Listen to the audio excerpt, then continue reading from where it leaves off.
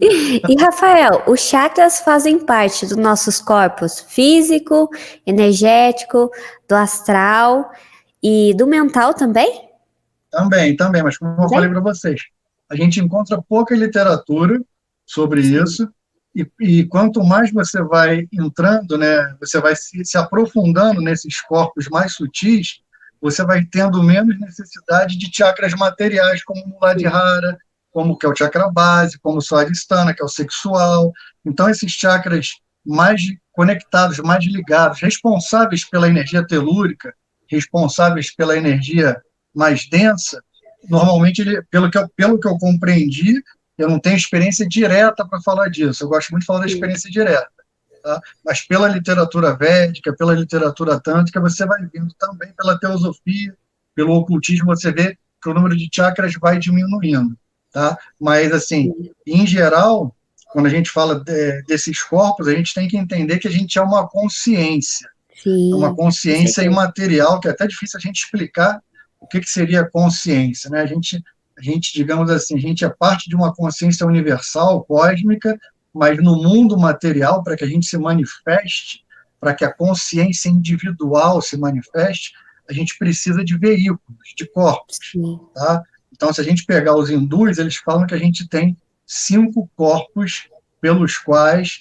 a gente consegue se utilizar, né, para manifestar a consciência. Então, o primeiro corpo seria o corpo que a gente conhece, o corpo Sim, físico, físico. o corpo de Sim. carne, ele chama Anamaya Kosha, porque Ana é de alimento, Maya Sim. de ilusão, Maya de ilusão e Kosha de corpo. Então, o corpo físico, para os hindus, é o corpo de alimento. Aí eles vão falar que existe depois o Pranamaya Kosha, que seria, como eles diminuem um pouco, né? Eu comparo ele com um Sim. duplo etérico, tá? Porque ele não é exatamente um veículo de manifestação, mas ele é um corpo de prana, tá? O terceiro corpo eles chamam de Mano Maya Kosha, que é o corpo mental, o que a gente chama de corpo mental, que é Sim. justamente isso, responsável pelos manas, que são, digamos assim, as peculiaridades da mente. O quarto corpo eles chamam de Vijnana Maya Kosha, que seria um corpo mais sutil ainda, cada vez mais sutil. Esse Vijnana Maya Kosha, na verdade, o que seria isso? Ele é o corpo onde você encontra o intelecto, que eles chamam, porque os nomes que eles usam às vezes diferem da compreensão que a gente tem. Mas para Sim. traduzir, o Vijnana Maya Kosha ele é um corpo ligado ao intelecto, ligado a muitas peculiaridades da mente, e é nele que surge o fator do eu, do indivíduo, né, da consciência Sim. individual. E esse eu se desdobra em diversas facetas, em diversas camadas, como uma cebola. Mas, digamos assim, o eu principal dentro desse processo de individuação, aquele que origina todos os eus, é o Vijnana Maya Kosha, que a gente pode encontrar na teosofia aí como corpo átmico, búdico, aí varia. Para Sim. não perder, o quinto corpo eles chamam de Ananda Maya Kosha, que é o corpo da verdade. E esse corpo, ele é. Deixa eu ligar aqui. Telemarketing. Esse último corpo, Ananda Maya Kosha, que é o corpo de felicidade. Então, para que a gente compreenda, existem vários corpos pelos quais a consciência se manifesta. Se a gente pegar na teosofia, a gente vai ver que, Sim. ou no ocultismo, é o corpo físico, aí depois o corpo astral, o duplo etérico não é considerado exatamente Sim. um veículo de manifestação, mas ele é um corpo de prana, Sim. eu associo ele ao prana maya kosha. Depois do corpo astral, a gente encontra o corpo mental, que seria dividido em mental superior e mental inferior. O mental inferior ele é como se fosse um corpo mental mais concreto, tá? E o superior é o mental abstrato.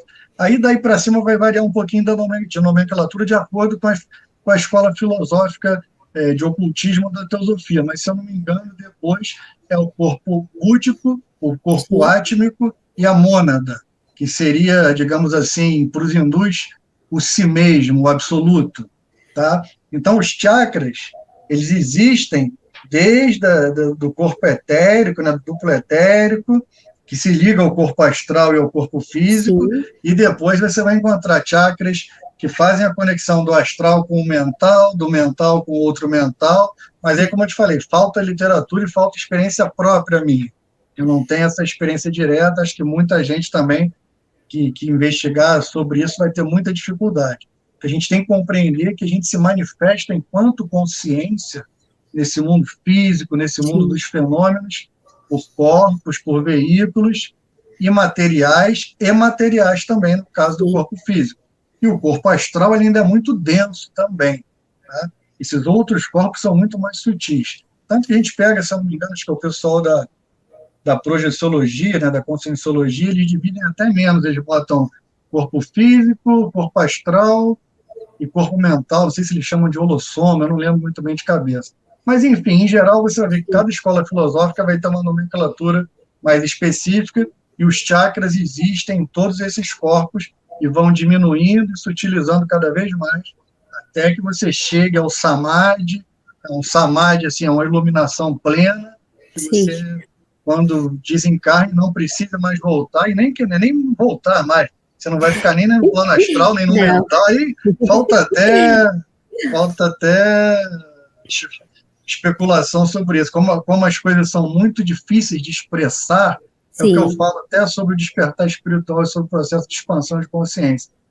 Por mais que a gente consiga falar dele, com palavras e ideias, mas isso aí é muito, muito pequenino para expressar quando a gente consegue entrar nessas sutilezas, quando a gente consegue manifestar esses veículos de consciência cada vez mais próximos dessa realidade subjacente, da divindade cósmica.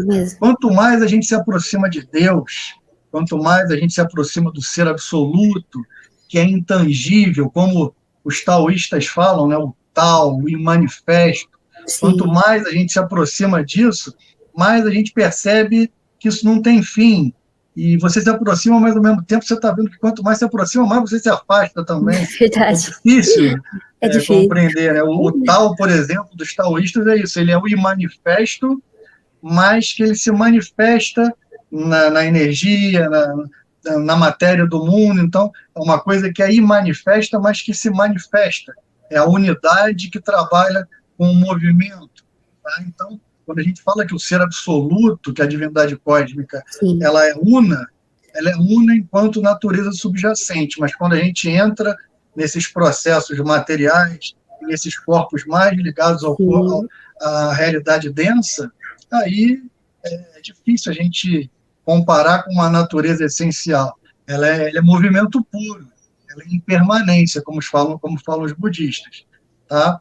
Mas é isso, não vou falar demais. Sim. Puxa minha orelha, me dá um cascudo daí. Não, é muito conhecimento para passar assim.